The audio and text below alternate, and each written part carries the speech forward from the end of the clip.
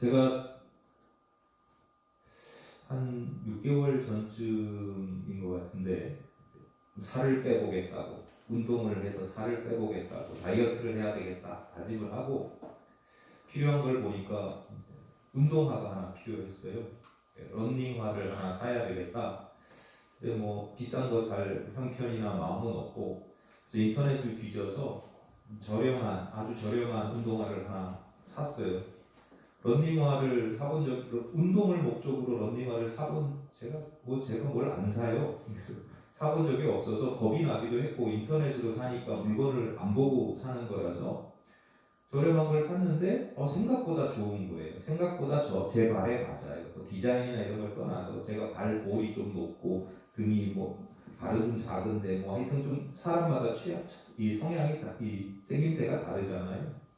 생각보다 괜찮아서 잘 신고 튼튼하게 내구성도 있어서 잘 신고 있는데, 최근에 신발을 하나 또 사야 될 상황이 되니까 이제 경험했던 신발을 또 사면 좋겠다 싶어서 이제 찾아봤더니 없는 거예요.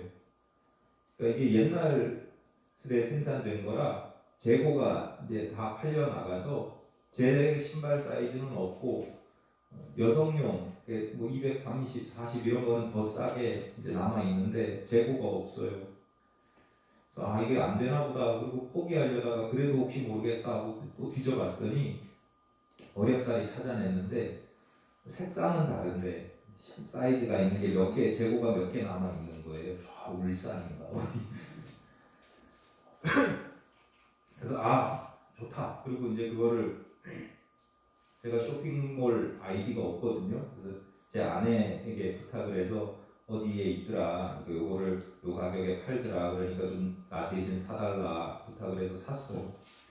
물건이 도착해서 신어보니까 괜찮아요. 그래서 제가 아내에게 한마디 했거든요. 내가 이거 보니까 사이즈가 남아있는 게 별로 없는데 한 켤레 더 사놓을까? 근데 나중에 신기 위해서 한 켤레, 나중에는 분명히 없을 테니까 한 켤레 더 사놓을까? 그랬더니 아내가 딱 한마디를 했는데 뭐라고 했냐면, 당신 영성이 많이 흐려졌고 있는. 근데 그 말을 듣고 제 마음이 뜨끔했어요. 왜냐하면 이게 당장 필요하지 않은 것을 미리 사서 이렇게 준비하는 것이 일종의 지혜로운 처세술의 지혜일 수도 있지만, 또 한편으로는 때로는 이런 것들이 불안과 탐욕의 결과물일 수도 있거든요. 나는 그렇게 심각하게 생각하지 않지만 자신도 모르게 이 불안과 탐욕에 사로잡힌 결과물일 수도 있기 때문에 뜨끔한 거예요. 대중가요 중에 사람들은 모두 변하나 봐 이렇게 시작되는 노래가 있거든요. 사람들은 모두 변하나 봐. 아세요? 제가 설교 준비 이렇게 했더니 집사람이, 당신은 설교 원고에 노래가 나오면 한 번도 제대로 부른 적이 없대요. 쑥스러워가지고. 사람들은 모두 변하나 봐. 그 노래 아시는 분은 그 다음 가사도 아시죠? 그래 나도 변했으니까. 세상이 참 잘 변하는데 따지고 보면 사실은 나도 잘 변합니다. 요즘 들어 점점 더 그런 걸 더 많이 느껴요. 내 마음이 어떤 욕망이나 이런 것들이 참 잘 변해요. 저는 성향상 불편한 것에 대해서 좀 그저 익숙하게 지내는 편이거든요. 집은 살 수 있으면 되고 차는 탈 수 있으면 되지, 무슨 편리하거나 최첨단의 사양이나 이런 거는 저한테 사실은 중요하지 않아요. 운동을 할 때도 배드민턴 라켓이 운동하는 사람들한테 굉장히 중요하거든요. 그래서 어떤 사람들은 30만원, 40만원 이런 것도 4개씩 사놓는데, 저는 그냥 누가 주는 거 이런 거 써요. 그러면서 하는 말이, 나한테 아무리 비싸도 싸도 나한테 맞는 라켓을 써야 되는데, 저는 라켓에 나를 맞추면 된다고. 차이가 있긴 하지만 그 차이가 그렇게 크다고 생각하지 않으니까, 본연의 이 역할을 따지고 보면 그렇게 크지 않으니까. 그래서 저는 불편한 것에 대해서 그렇게 불편함을 잘 느끼지 못하는 편인데, 요즘은 조금씩 그 불편함의 강도가 좀 더 커지는 걸 제가 느끼는 거예요. 옛날에 옥탑방에 살고 뭐 저기 반지하에 살고 곰팡이가 피고 여름에 덥고 춥고 막 그래도 불편한 줄 몰랐거든요. 그냥 뭐 그게 뭐 또 무슨 신앙적으로 내가 무슨 고난을 받고 이런 것도 아니고 그냥 그러려니 하고 살았어요. 근데 요즘은 더 좋고 편하고 밝은 집에 사는데 가끔 문득 그런 생각이 들어요. 햇빛이 좋은 집에서 한번 살아볼 수 있을까? 뭐 이런 생각이 드는데, 그런 생각이 들 때 제가 아차 싶은 거예요. 내가 변하고 있다. 내 마음이나 욕망이나 이런 것들이 변하고 있다는 걸 느끼는 거죠.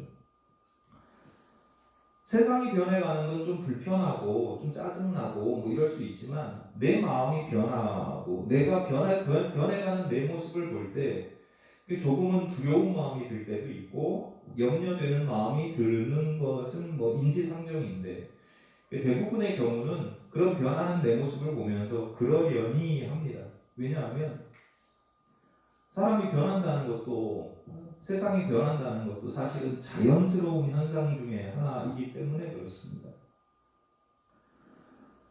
요즘에 미용실을 가면 우리 집사님이 머리만 잘라주시는 게 아니라 제 눈썹 중에 이렇게 몇 가닥 이렇게 길게 자라는 게 있거든요. 그것도 알아서 이렇게 삐쳐나온 눈썹을 잘라주세요. 어느 날부터 눈썹 중에 몇 가닥이 길게 자라고 귀에서도 털이 나고 뭐 이런 일들이 생기죠. 여러분, 눈썹 털하고 머리털하고 같은 털인데 왜 머리털은 길게 자라고 눈썹 털은 짧은지 아세요? 같은 모발이지만 이 모발을 구성하는 세포마다 수명이 있거든요. 그러니까 머리카락은 몇 년씩 자라도 수명이 몇 년씩 갈 수 있기 때문에 몇 년 동안 계속 자라는 거예요. 자라는 속도는 똑같은데, 근데 눈썹은 그 수명이 짧아요. 그러니까 몇 개월 만에 다 죽고 빠지는 거예요. 그러니까 자랄 틈이 없는 거죠. 근데 몇 녀석은 왜 안 죽고 안 빠지고 계속 자라요? 잘라줘야 될 만큼. 이 세포에 이상이 생긴 거예요. 원래 세포가 그렇게 딱 정해져 있거든요. 너는 6개월 살면 7개월 살면 죽어. 이게 보통 뭐 그런 걸 자살 뭐 세포 뭐 이런 표현 쓰거든요. 근데 이거 안 죽고 버티는 거죠. 근데 생각해 보세요. 이 눈썹은 눈에 보이지만 몸에 어디 보이지 않는 곳에서 죽어야 될 세포가 죽고 거기 새로운 세포가 생겨야 되는데, 죽어야 할 세포가 죽지 않고 계속 이렇게 눈썹처럼 자라는 곳이 없겠어요? 어딘가 또 있을 수 있잖아요. 그게 암이 생기는 메커니즘이거든요. 암은 그런 거거든요. 죽어야 될 게 죽지 않고 이상한 일이 생겨서 그렇게 되는 거죠. 우리가 살아가다가 어느 날 보니까 눈썹이 좀 삐쳐나왔어. 이건 이상한 일이죠. 여태까지 그러지 않았었으니까 이상하고 특별한 일입니다. 어느 날 암에 걸린다, 비슷한 이유로 암에 걸린다, 이거 아주 특별한 일이죠. 그러니까 우리가 낯설고 두려워하고 염려가 되기도 하고, 그래서 보험에 들기도 하고 대비를 나름대로 하긴 하지만 막을 수 있어요? 예방할 수 있어요? 안 되는 거예요, 그건. 예방도 안 되고 막을 수도 없어요.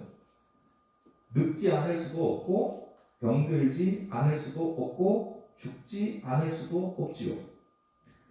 순간을 보면, 짧은 그 시점에서 보면 그 어떤 일들이 되게 이상하고 특별하고 막 놀라운 일이지만, 길게 보면 사실은 전혀 이상한 일이 아니고 자연스러운 일이다. 그러므로 여러분의 삶 속에 어떤 변화가 생겼는데 그 변화가 낯설어서 무서워서 뭐 염려하고 걱정하고 두려워하고 뭐 대비하고 다 좋은데요, 좀 우리가 길게 볼 필요가 있습니다. 길게 보면 이 변화가 사실은 너무 자연스러운 변화일 수 있다라고 하는 거죠. 그 변화를 인정할 줄도 알아야 되는 겁니다. 이처럼 우리 몸도 변하고 생각도 변하고 우리 욕망도 변합니다. 이상한 일이 아니라 자연스러운 것인데, 그러면 우리 삶에 일어나는 이런 변화들에 대해서 늘 긍정해야 되는가? 그렇지 않습니다. 우리가 어쩔 수 없는 변화, 몸이 늙고 병들고 하는 건 어쩔 수 없는 변화이고요.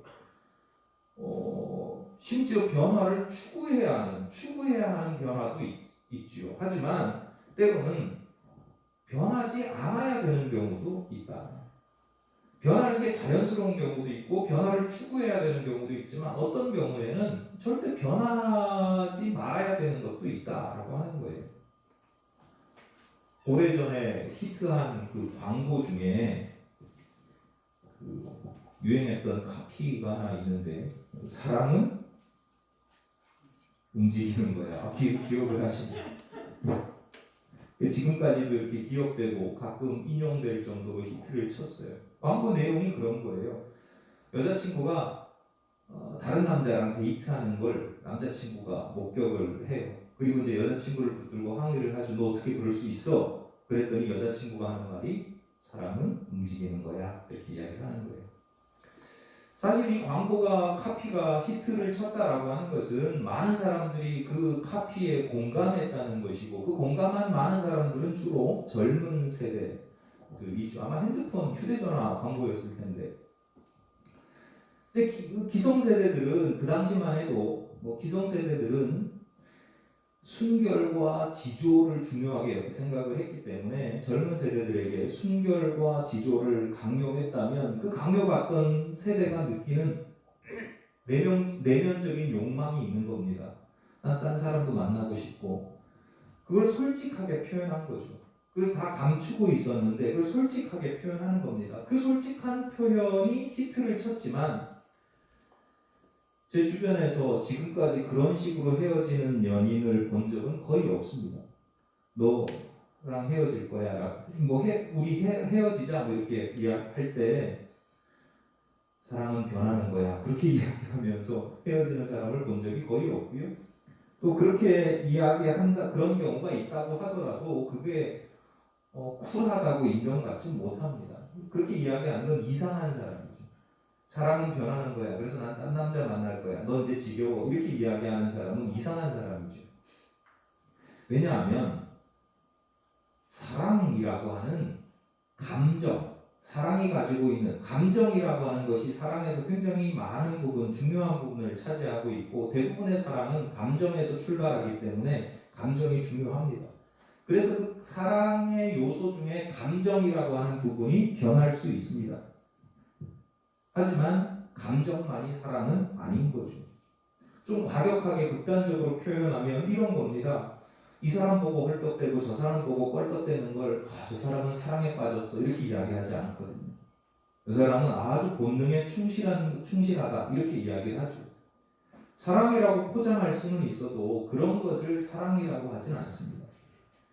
이 사람이 좋았다, 저 사람이 좋았다. 그게 사랑이 아니고 그냥 본능적인 감정일 뿐이죠. 감정이 변하지 사랑이 변하는 건 아니라는 거예요. 하나님은 사랑이시라. 또는 하나님께서 나를 사랑하신다라고 우리가 성경 말씀이나 평소에 그 말씀을 들을 때 하나님은 사랑이시라, 하나님이 나를 사랑하신다라고 하는 말씀을 들을 때 여러분은 그 사랑이 변할 수 있다는 것을 전제로 하십니까? 진짜 사랑은 하나님의 그 사랑처럼 움직이지 않는 거죠. 사랑은 움직이는 거야? 아니요. 사랑은 움직이지 않는 겁니다. 변하지 않는 겁니다. 변해서는 안 되는 거죠. 역사상 가장 지혜로운 사람으로 손꼽히는, 그래서 그 지혜의 대명사가 된 사람이 솔로몬입니다. 구약 성경의 솔로몬 왕입니다. 요즘 우리가 읽고 있는 이 잠언도 여러 사람이 수집하고 편집한 것으로 전해져 있는데 그 중에서도 잠언의 대부분은 솔로몬이 편집한 것으로, 수집하고 편집한 것으로 전해지는데, 사실 여하를 떠나서 왜 솔로몬이 수집하고 편집한 것으로 여기지냐면 솔로몬이 지혜의 대명사니까. 그런 솔로몬이 변합니다. 처음에 어린 나이에 왕이 되었을 때는 겸손하게 하나님의 지혜를 구했는데 나이가 들고 이제 아는 게 많아지고 경험하는 게 많아지고 나라가 부강해지고 뭐 그러면서 더 이상 하나님의 지혜를 구하지 않지요. 그래서 자신이 모든 것을 판단합니다. 사람은 그 사람이지만 그 사람의 자세, 삶의 자세나 신앙은 변하는 거예요. 그 결과 이스라엘이 가장 부강했던 솔로몬의 시대를 지나면서 남과 북이 분열을 해요. 아버지 다윗이 만든 통일 왕국이 이후의 역사에서 남북으로 분열하고 갈등하고 끊임없이 갈등하고 싸우거든요. 우리가 지금 북한하고 사이가 안 좋은 것처럼 계속 적대적으로 여기고 막 그런 관계가 되는 중요한 이유가 사실은 솔로몬에게 있는 겁니다. 하나님 앞에서의 겸손한 신앙이 변했기 때문입니다.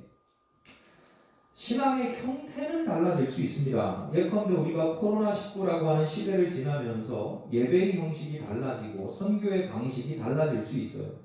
그런데 예배하지 않아도 되는 겁니까? 선교하지 않아도 되는 것 아니죠. 하나님을 믿는 방식은 달라질 수 있지만 하나님에 대한 믿음의 내용까지 변해서는 안 된다라고 하는 거예요.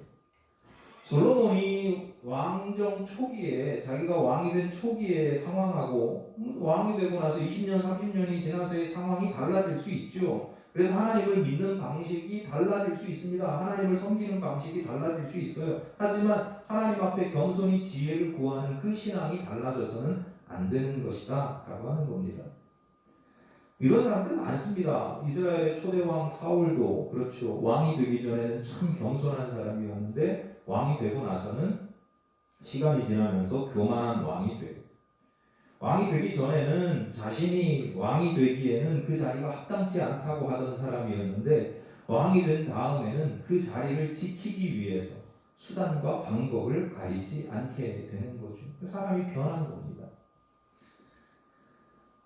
이런 점에서 볼 때 우리가 변한다라고 하는 게 자연스러운 건가, 어쩔 수 없는 일이고 그래야 하는가, 변할 수밖에 없는 것도 있고 변화를 추구해야 되는 것도 있지만 사랑이든지 신앙이든지 이런 것 변해서는 안 되는 거죠.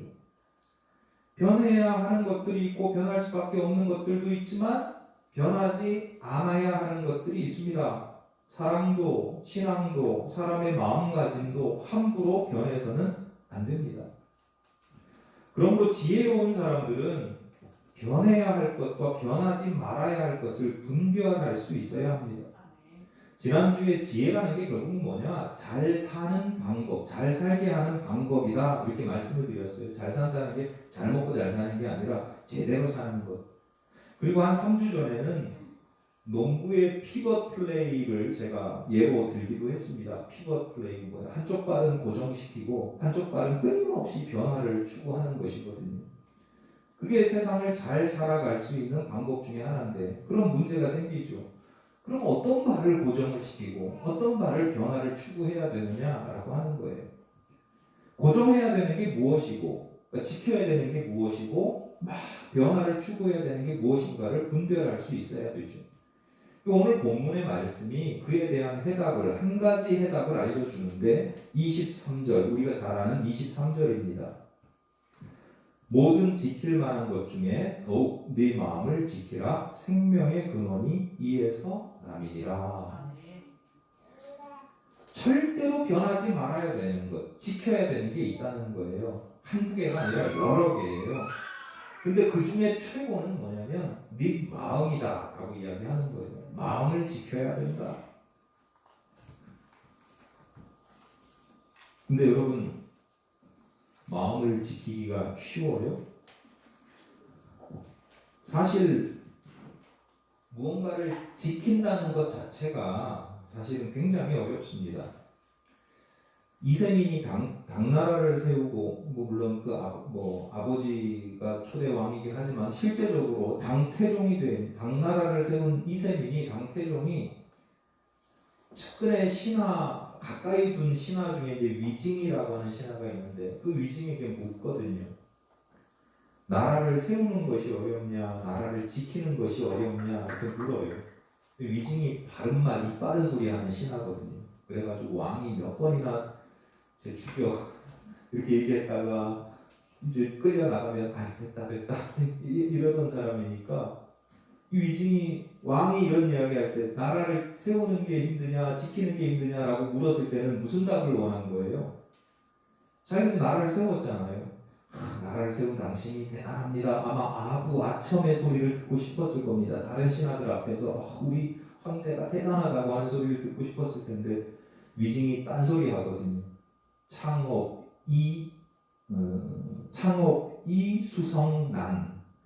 창업은 쉽고 성공을 지키는 것은 어렵습니다. 이렇게 대답을 하거든요. 여러분, 나라 세우는 게 쉬워요? 나라 세우는 게 결코 쉬운 게 아닙니다. 하지만 지키는 것에 비하면 쉽다는 거죠. 그러니까 지키는 게 얼마나 힘들고 어려운 거예요. 마음에 대해서도 마찬가지예요. 어떤 마음을 내가 갖는다라고 하는 건 쉬운 일일 수 있습니다. 무엇에 비하면? 그 마음을 지키는 것에 비하면. 여러분이 어떤 감동적인 이야기를 듣고 나도 저렇게 살아봤으면 나도 저렇게 살아야 되겠다. 나도 저 사람처럼 겸손해야 되겠다. 뭐 이런 생각 가질 수 있죠. 그 마음이 계속돼요.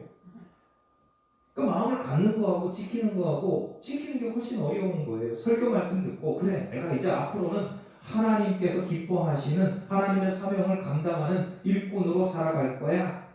내가 하나님의 자녀답게 성결되고 거룩한 삶을 살아갈 거야 라고 결단하는 것, 그 참 귀한 일이죠. 그 마음이 계속 지속이 됩니까? 마음이 생겼다고 해서 그 마음을 지킨다는 것 사실은 쉽지 않은 일이죠. 교회 문만 나서면 잊어버리고요. 끝까지 삶의 자리로 가지고 갔어도 삶에서 조금만 피곤한 일이 생기고 유혹되는 일이 생기면 금세 포기하게 됩니다. 그래서 예수께서 우리에게 들려주신 유명한 그 비유가 하나 있잖아요. 밭의 비유라고. 농부가 똑같은 씨앗을 뿌리는데 그 씨앗이 떨어지는 마음 밭에 따라서 그 결과가 다르다는 거예요. 열매가 다르다는 거예요. 그 밭은 우리들의 마음을 이야기하거든요. 말씀을 받아들이는 우리들의 마음. 말씀을 받는 것도 참 귀하지만 돌짝밭이 아니라 내 마음이 밭이 돼서 말씀을 받는 것도 귀하지만 그게 자라나는 밭하고 자라지 못하고 죽어버리는 밭하고 다르다는 거예요. 제가 분당 서울대병원 원목실에서 봉사할 때 경험인데요. 중환자의 경우 또는 갑자기 어떤 사고를 당해서 이제 입원하게 되는 경우에는요. 몸에만 병이 생기는 게 아니라 마음에도 정신적으로도 병이 생깁니다. 두려운 마음이 공포감이 막 찾아오고 우울감에 사로잡힐 때도 있습니다. 뭐 당연한 거 아니겠어요? 중환자를 넘어서 이제 살아갈 날이 얼마 남지 않은 경우에는 이게 더 심해지죠. 생각해 보세요. 의사가 한 3개월 정도 예상합니다. 이렇게 이야기를 하면 그 마음이 얼마나 힘들고 어렵겠어요. 내가 여러분 한번 상상해 보세요. 여러분도 시한부 판정을 받았다. 3개월이든 6개월이든. 여러분 지금부터 잘 준비하셔야 돼요. 이게 그때가 되면 패닉에 사로잡히거든요. 그러니까 미리 잘 준비해도 어려운데 하여튼 미리 잘 준비를 하셔야 돼요. 여러분이 만약에 시한부 판정을 받았다 그러면 여러분이 가져야 될 마음이 뭐예요? 어떤 마음을 가지고 살아야 돼요? 성숙한 사람들은, 지혜로운 사람들은 어떤 마음을 갖냐면 보통 사람들은 내가 3개월 후에 6개월 후에 죽게 될 거야. 죽는다는 것에 초점을 맞춰요. 근데 지혜로운 사람들은 내가 3개월 동안 내게 주어진 6개월 동안 잘 살아야 되겠다.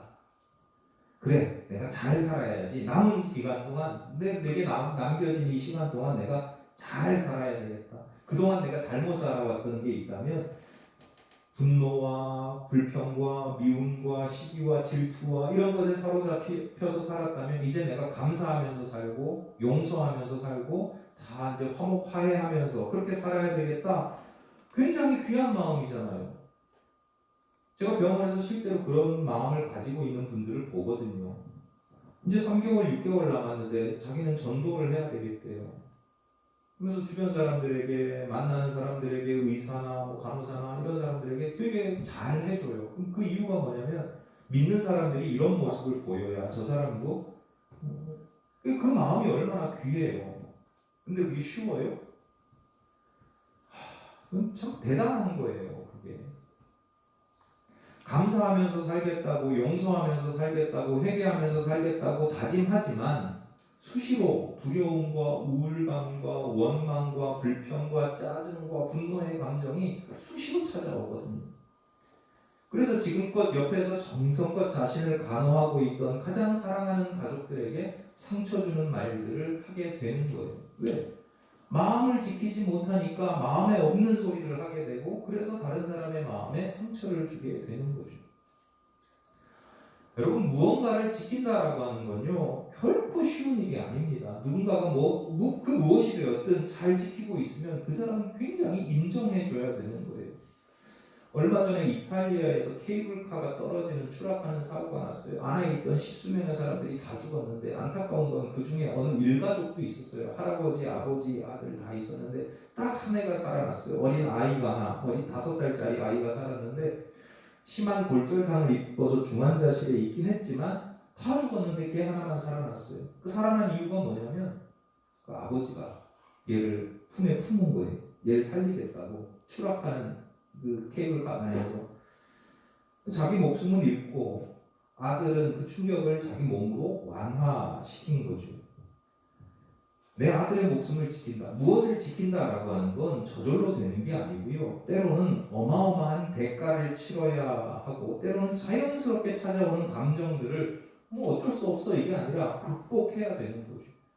왜? 내 아들은 그만큼 귀하니까. 내가 이것을 귀한 것으로 여기고 지켜야 할 것으로 여긴다라고 하면 그에 대한 대가를 치를 수 있는 자세가 돼야 된다. 마음을 지킨다는 것도 마찬가지예요. 내가 겸손한 마음을 가져야지. 그 마음 갖는 게 중요하죠. 하지만 내가 겸손한 마음을 지키려면 어떻게 해야 돼요? 나를 교만케 하는 상황들과 끊임없이 싸워야 되는 거예요. 힘들지만. 내가 거룩한 마음을 지키려면 나를 유혹하는 것들과 싸워야 되는 거예요. 3만 얼마짜리 하는 운동화 하나 더 사겠다고 그 유혹, 몇천 원 더 싸졌는데 그 불안, 이거 이제 없어지면 어떡하지? 이런 불안과 탐욕과 싸워야 되는 거죠. 평안한 마음을 지키려면 나를 두렵게 하는 것들과 싸워야 됩니다. 이 쉽지 않죠. 그래서 제가 병원에서 봉사할 때 환자들에게 주로 자주 하던 말이 이런 거예요. 제가 설명을 해줄 수가 없고 기도하셔야 됩니다. 그렇기 때문에 기도해야 됩니다. 내 힘과 내 능력으로는 절대로 마음을 지킬 수가 없습니다.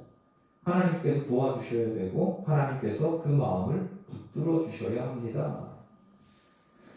기도라고 하는 건요, 하나님과의 논리적인 대화가 아니에요. 지식적으로 논리적으로 바른 말하는 게 아니에요. 가끔 기도하다 보면 저도 그러거든요. 저도 하나님께 기도하다 보면 이건 하나님이 들으시기에 참 어이없는, 논리적이지 않은, 하나님의 뜻과는 어긋나는 그런 수도 있겠다.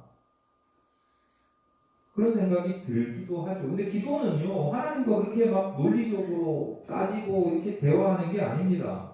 기도는요, 나의 연약함을 알기 때문에 하나님의 도우심을 구하는 것인데, 그 중에 특히 내 마음을, 내 생각을 하나님께 맡기는 겁니다. 왜? 내 마음이 내 마음대로 안 되니까. 내 마음 나도 잘 모르니까.